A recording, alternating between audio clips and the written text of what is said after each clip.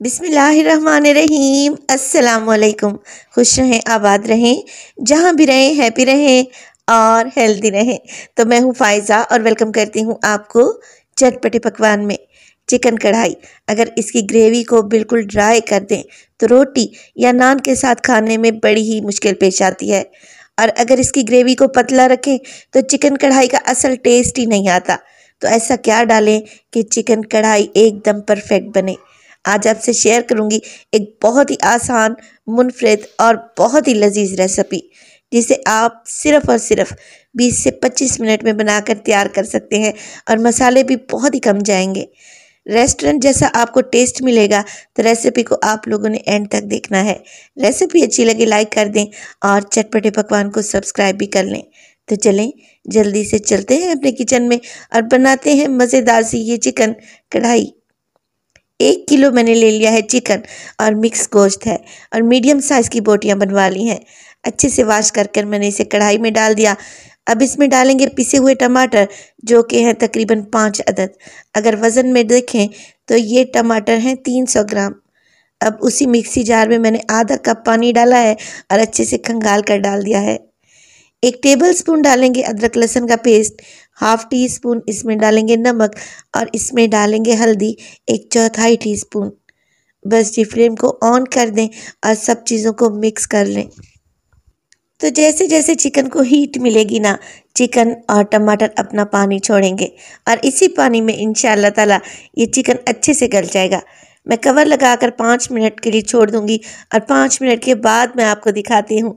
देखें कितना पानी आ गया है चिकन में। बस इसी पानी में हमने इस चिकन को पका लेना है, सॉफ्ट कर लेना है। मज़ीद इसमें कुछ भी ऐड नहीं करेंगे। दोबारा से कवर लगा दूंगी और चिकन को पकाऊंगी 15 मिनट के लिए, क्योंकि चिकन के थोड़े बड़े पीसेस हैं।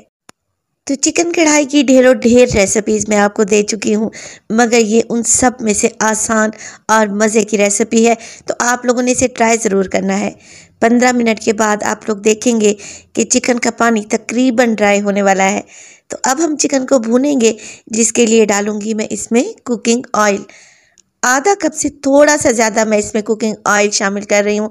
आप चाहें तो यहाँ पर देसी घी भी डाल सकते हैं। तो ऑयल डालने के बाद मैं इसमें डालूंगी हाफ टेबल स्पून सुरख मिर्च का पाउडर, और तकरीबन हाफ टी स्पून इसमें चला जाएगा पिसा हुआ गरम मसाला। नमक और हल्दी मैं पहले ही डाल चुकी थी। मज़ीद इसमें कुछ भी ऐड नहीं होगा, ना ज़ीरा पाउडर ना धनिया पाउडर। आपने यही सिर्फ 4 मसाले डालने हैं, और यकीन करें कोई इतना गज़ब का फ्लेवर आएगा कि आप खुद भी हैरान रह जाएंगे। तो मसालों के साथ ही 3 से 4 हरी मिर्चें काट कर डाल दूंगी। इनसे अच्छी खुशबू आएगी और टेस्ट भी बढ़ जाएगा।